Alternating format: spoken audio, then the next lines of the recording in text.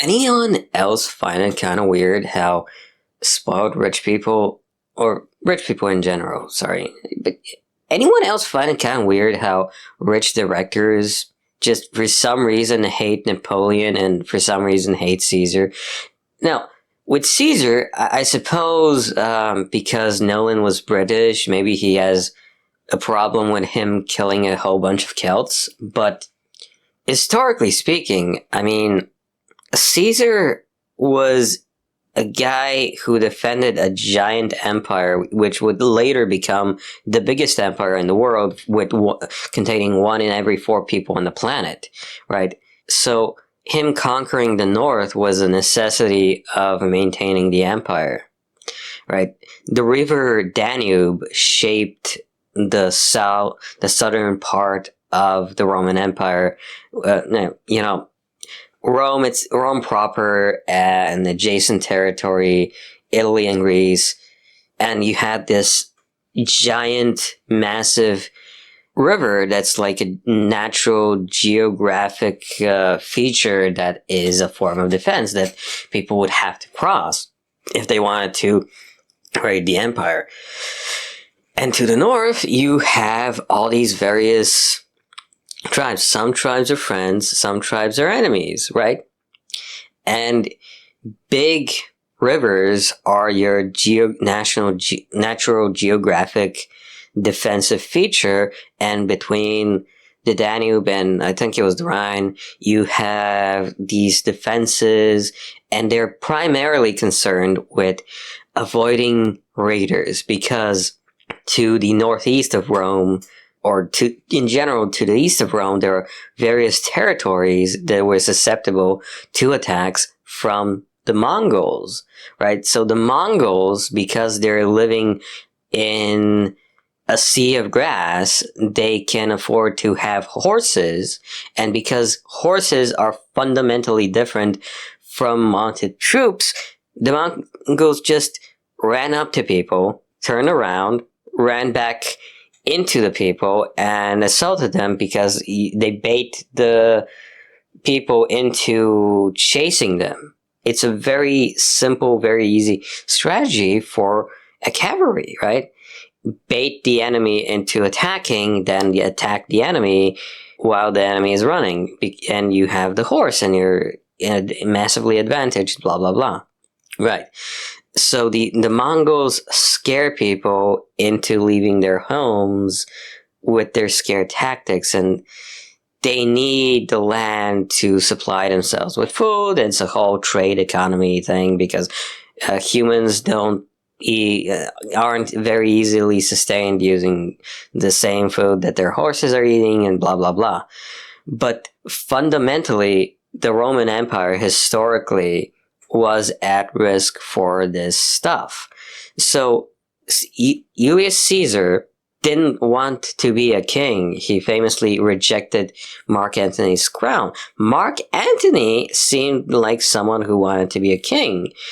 And Caesar Augustus got his uncle's inheritance and finally made good on his uncle's promise to give the people money, and then fought a war with Mark Antony and Cleopatra, and then connected the empire to the marketplace, the monsoon marketplace, that's Red Sea, and then you have like seasonal winds, and you gotta figure out the seasonal winds to connect the Roman Empire to the rest of the world's maritime economy, right? And what followed was a golden age of like Rome. There's absolutely no real reason why someone who wasn't like related to the Celts would be mad at Caesar. Caesar was a dude. He's not a modern politician. He was the guy that beat the corrupt senators. He's not a great villain that had to be stopped. The corrupt senators should have been lynched, basically. And then you have Napoleon. Napoleon was a refugee who lived with half a dozen women in one like small house. He like had to prove himself as an officer. His salary, his family depended on his salary. He was a competent warrior. He went into the terror and stabilized it into a coherent, mostly coherent political philosophy. He stopped the terror. He basically fixed up his country and started attacking the corrupt. It's very obvious that Napoleon, at that point in history, was kind of the good guy. Now, you can say, well, him coming back was the bad thing, but no, like, he was basically the good guy. I mean, sure, he had political dissidents, and if you're on the side of the political dissidents, yeah, it sucks, but that's like a very basic, very average level of, like, excessive political control. I'm for free speech, but there's a difference between someone suppressing your right to speak in an environment where free speech is expected, and someone suppressing your right to free speech in an environment where if you got power, you'd do the exact same thing. Like, free speech was still a relatively new concept back in the day. This is like the 1700s. Like, I mean, come on. It's ridiculous. So Napoleon and Caesar are very, very likable people, but because they are the great men of history, I think they're associated with whoever the fuck your current era evil special dictator is. And yeah, I think Ridley Scott would, like, fucking fucked himself in the ass with that movie. Like, everybody fucking knows Napoleon the movie was not a fucking Napoleon biopic. It was just Ridley Scott fucking around, and everyone's pissed about it because one minute he can go, oh, I'm not making movies for other people, I'm making movies for myself. And if he was like, you know, Tarantino would be like, yeah, man, make him like you like him, man. You know, we have the same taste. But with Ridley Scott, he's like, blah, blah, blah, blah, blah, blah, blah. Blah, blah, blah, blah, blah, blah, blah. He's like a boring old man giving like an old man lecture, and it's not very coherent, and then he's whiny about it, right? So he gives us the Alien movies, someone else's script, by the way. He gives us the Alien movies. The Alien movies are really good. Then he comes in with Prometheus, and Prometheus, I didn't know it was an Alien movie, and I pretty much liked it. Except for the one guy who's like, evolutionism. And then you had the most bizarre fucking thing where the religious guy is the fucking idiot. And he's too much of an idiot. And I'm like, watching this, and I'm like, why the fuck was this made? Why am I watching this? Why the fuck was this made? What's with the stupid CGI? And I'm like super fucking annoyed with it. And everyone's super fucking annoyed with it. And then he does the Matt Damon with a mohawk movie.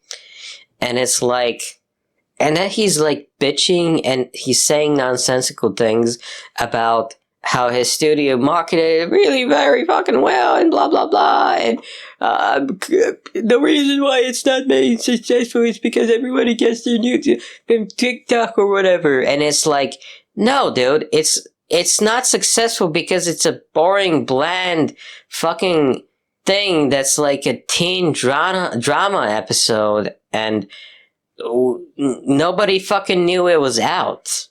And it's like, you can't be like, I'm only making art for myself, and then be like, defending the art as a thing for the people, friends, and blah, blah, blah, blah. Like, it's a fucking like hundreds of millions of dollars have gone into this Napoleon biopic, and people are like, this isn't fucking Napoleon. You just made this shit up. Like, none of this is Napoleon. What the fuck is this bullshit? And it's just fucking ridiculous. You know? Like, people should stop like randomly deciding to give big ass directors multiple billions of dollars. No, sorry, multiple hundreds of millions of dollars to make their own historical fan fiction. And historical movies should finally get a label of historical fan fiction. Some movies are actually historical. Some movies are fucking no. This is in no way, shape, or form a fucking historical movie. So basically, at the end of the day, Ridley Scott's kind of a jackass, and Nolan made a minor mistake in an otherwise great movie that kind of bugs me a little.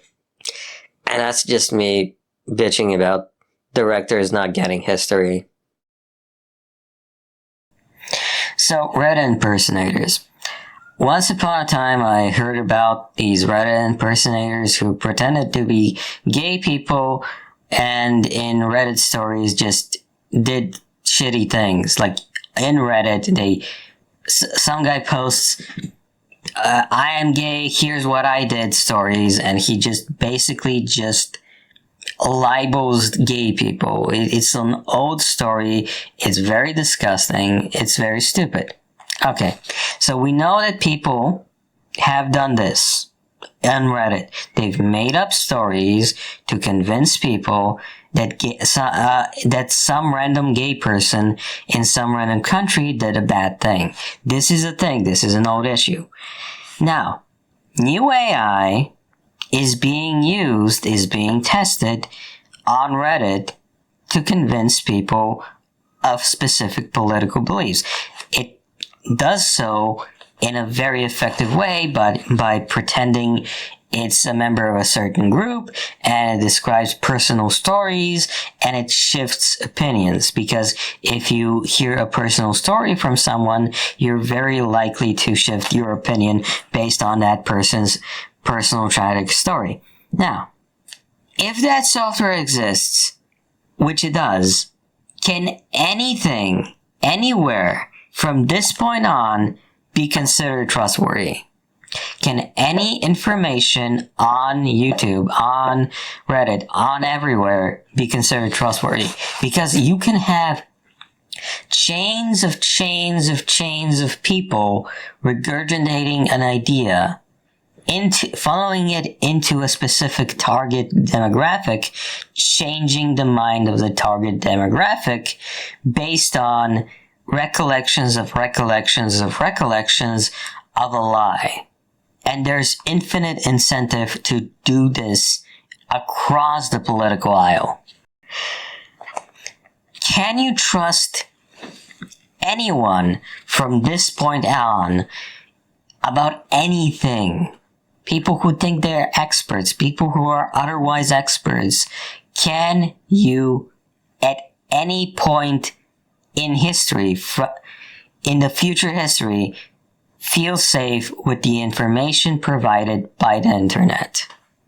Or any information at all? Because now every book is changed, everything is changed, everything is affected. The majority of the planet gets its information from Wikipedia, an open platform with millions of articles crowdsourced and dubiously maintained.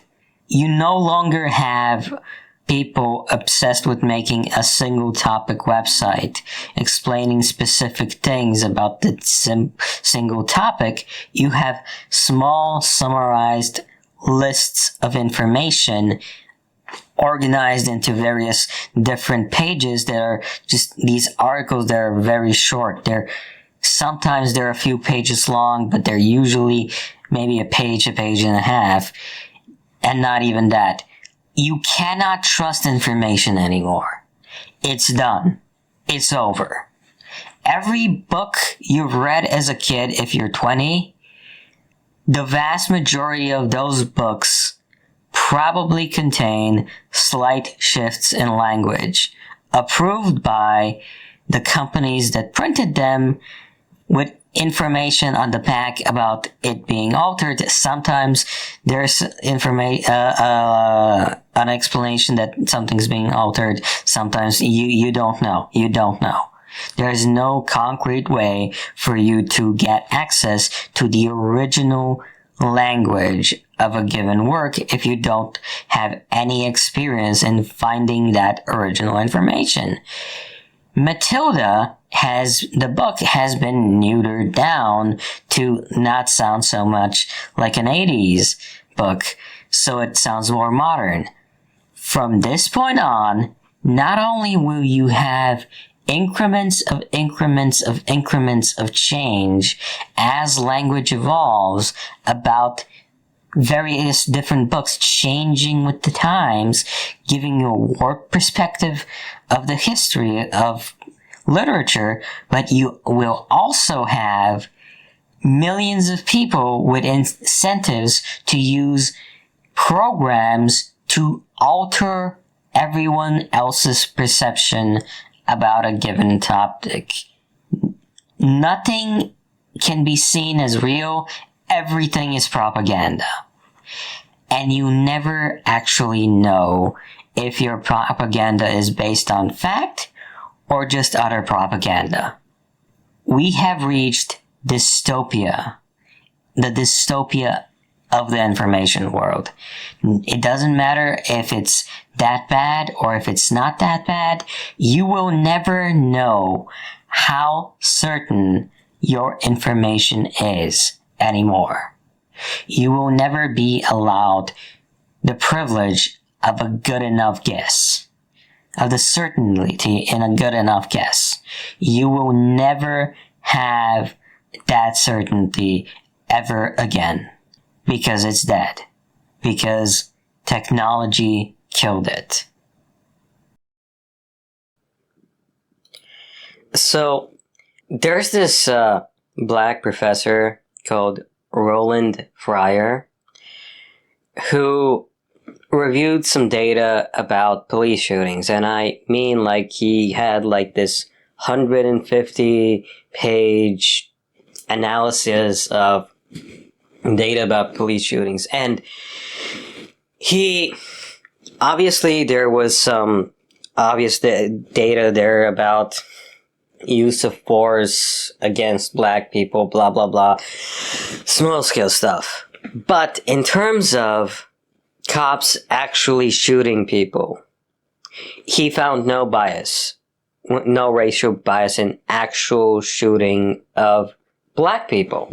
Like, cops shot white people, cops shot black people, and there was no bias once all the various factors were factored in. And he had his... He found this result. He had like 8 fresh people like just re-review it, and then he was like, I'm gonna publish it, and everyone around him was like, don't publish it, because everybody knew the shitstorm that was coming. And he got that from everyone. Harvard researcher, right? Harvard professor, like, and it's just too fucking obvious what you can expect if you do challenge any sort of popular narrative that says, you know, loaded as this, like police shootings in America. Once he factored in all the various things, all the, you know, procedural things, all the putting money into this, putting money into that, blah, blah, blah, he found that on average, cops don't care if you're black or white when they shoot you. They might care if you're black or white when they're using force against you, but they don't care if you're black or white if they shoot you. Which, given that the Obama got elected like 17 years ago, and given that the average person in his mid-30s grew up with fucking Blade, was 7 when Blade came out, I think that would be a given, alright? You know, that, or at least that it would be very, very small in terms of differences, right? Because people grew up with black people everywhere, on TV, on movies, and whatever. And it's just something really ridiculous about all these super smug, rich Harvard people being like, no, don't, we cannot tell people that racism is like declining in America. We're gonna deal with a political shitstorm.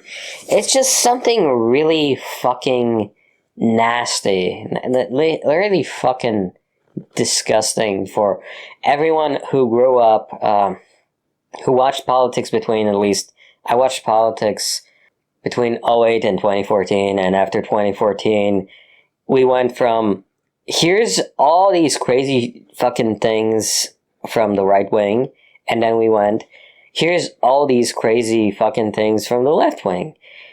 It's just something really smug and self-righteous about these people who just dismiss the existence of facts that just annihilate opinions. Like, why the fuck wouldn't you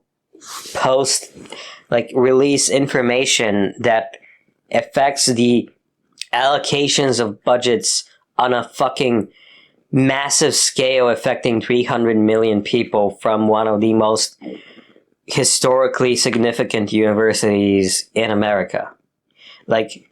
It's just disgusting, you know? Power corrupts absolutely, you know? There's just something really so extinguishing, I guess, about, you just want to stare at nothing and just let it sink in every time you hear one of these stories where you realize this motherfucking problem will never end. It doesn't matter if it's 50 years from now, it doesn't matter if it's 60 years from now.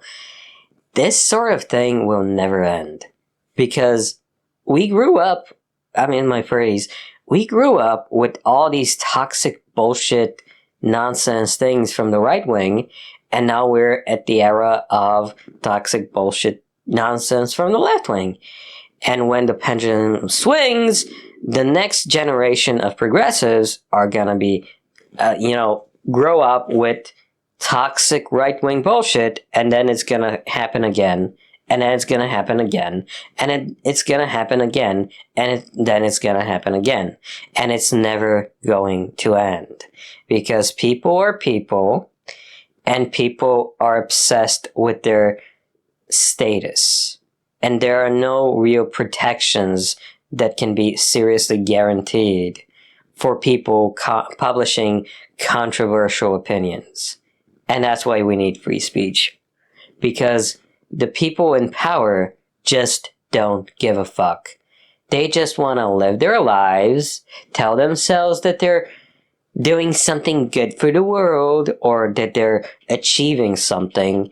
And whenever something serious comes up, a very small portion of the community is actually gonna be like, I gotta do this. And it's telling that it's a black guy with dreadlocks that's publishing this data and not some white guy in Harvard. Because think about it, how many white guys would have discovered this thing in the last couple of years and not published it because they're not fucking suicidal, socially suicidal? There's just something seriously disgusting about this.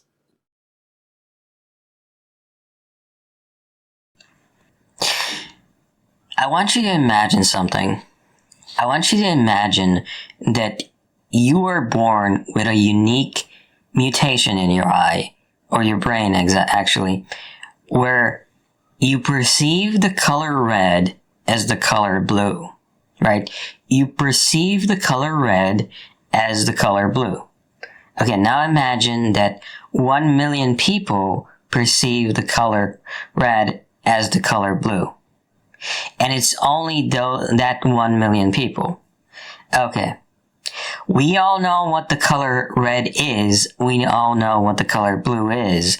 Should the majority of the world all of a sudden interpret red as a type of blue? It's a very straightforward, very simple question, and it relates to something very, very important going on right now in politics. If you really think about it, you're gonna realize what it is, and it's going to make you fucking annoyed. Because it's very, very, very stupid. If 1 million people, and it's like less than 1% of a given population of a given country, if less than 1%, let's say it's multiple millions of people, less than 1% of the population of every country in the world, if those people perceive the color red as the same thing as the color blue. If the red and the blue are inside the same spectrum, like maybe they see xenon, whatever. If less than 1% of the people of the world perceive something in a unique way because of a biological mutation or whatever in their brains interpreting color, should the color red be included in the category of blue? Even though we all know what blue is, and we all understand what blue is, and it makes absolutely no sense to do so.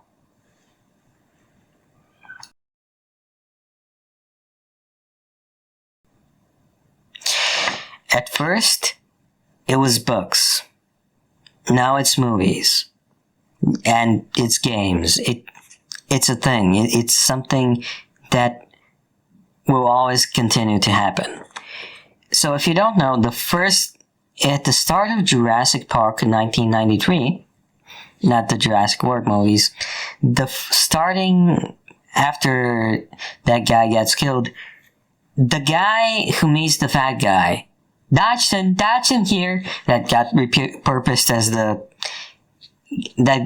as the mock Apple CEO, whatever. The guy, Dodgson, the actor who played him got convicted for molesting a teenage girl. Thinking about E.T.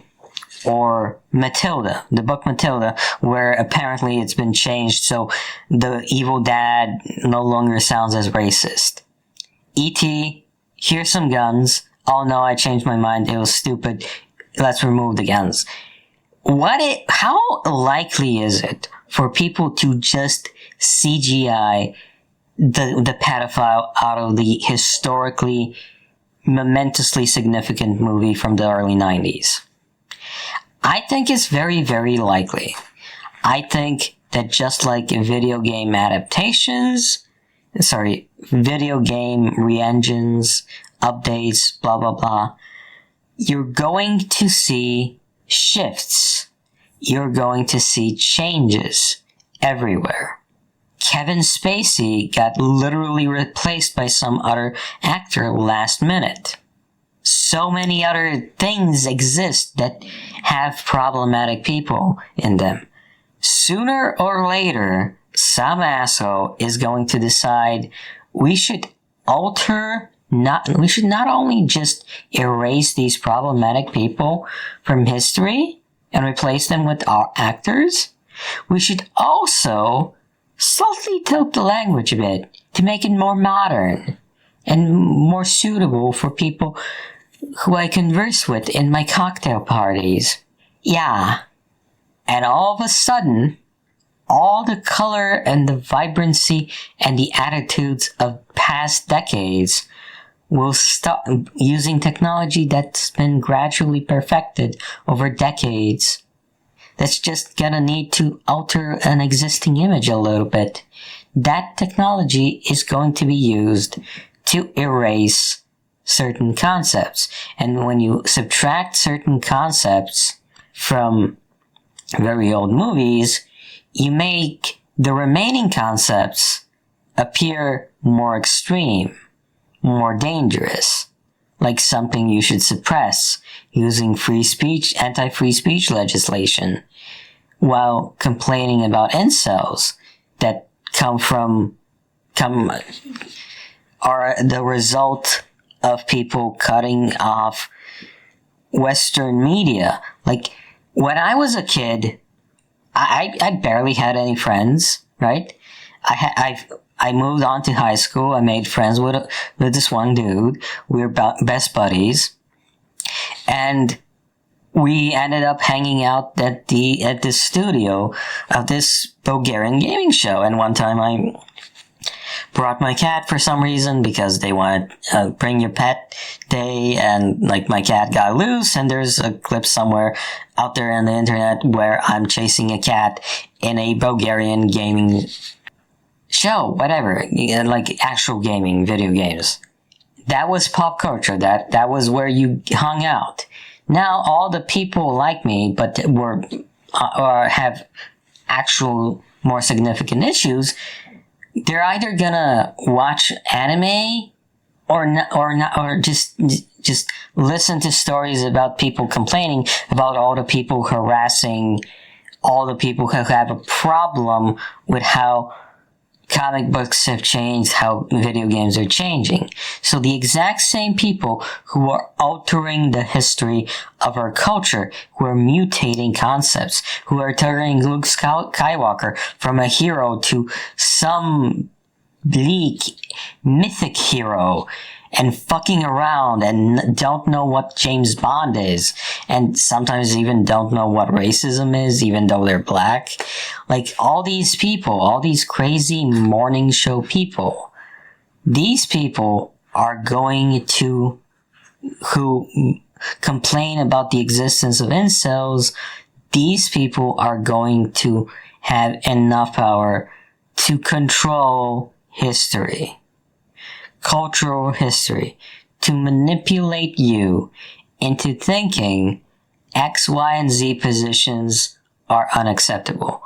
MasterCard, one of the two, well, now three because China's involved, one of the three biggest credit card companies on the planet, where every other credit card company has to work either with Visa or MasterCard or the Chinese thing because of their networks and how the infrastructure for credit cards worldwide has been set up. MasterCard, which in the late 2000s had an ad about Dad said give him a blowjob, or I should give him a blowjob, or he himself would come down there to give him a blowjob. Just tell him to take his damn hand off the intercom. That was a MasterCard joke. That was a MasterCard ad. That MasterCard is removing your ability to pay for porn. It's blacklisting certain porn sites. Another thing, some woman once dated a billionaire 10, 15 years ago and has kids with him, but she doesn't get money from him and she doesn't own millions of dollars of real estate. She's not hiding shit.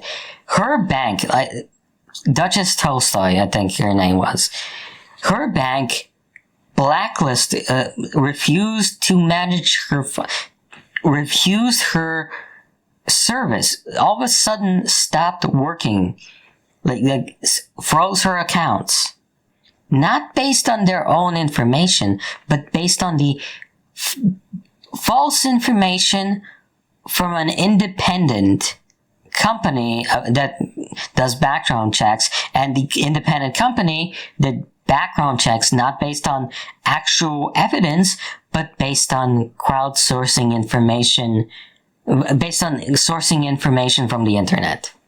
And even though the bank had access to her records to see, no, I don't have $200 million in some account from my ex-boyfriend's money, and I have absolutely nothing to do with Russia right now, that woman had to go to the fucking news to get her shit sorted out, because some third-party company lied about her based on lies from other countries' articles about her, scandalous bullshit articles, which, as far as that company knew, were generated by AI.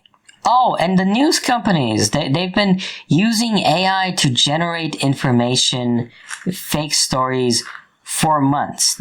Automatically writes these stories for years. For years. This is a very well-known fact. Every major company you can think of probably has 10 or 12 or 100 bots inventing articles for them.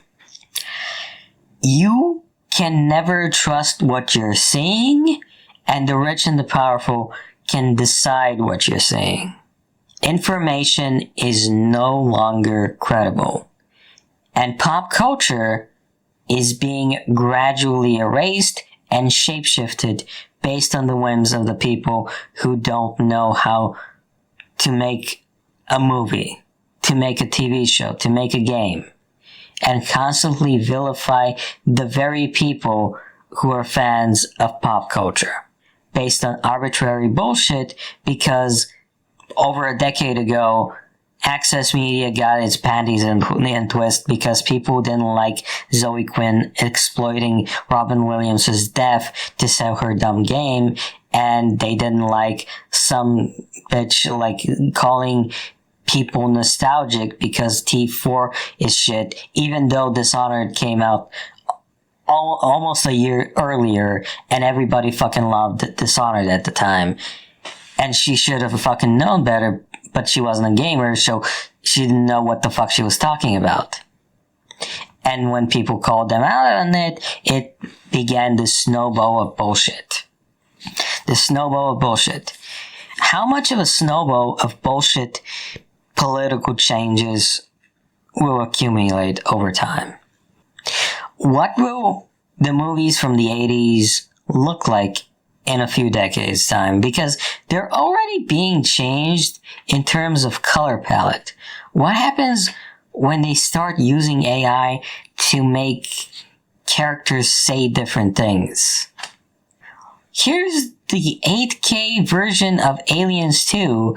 Here's a product placement from our company.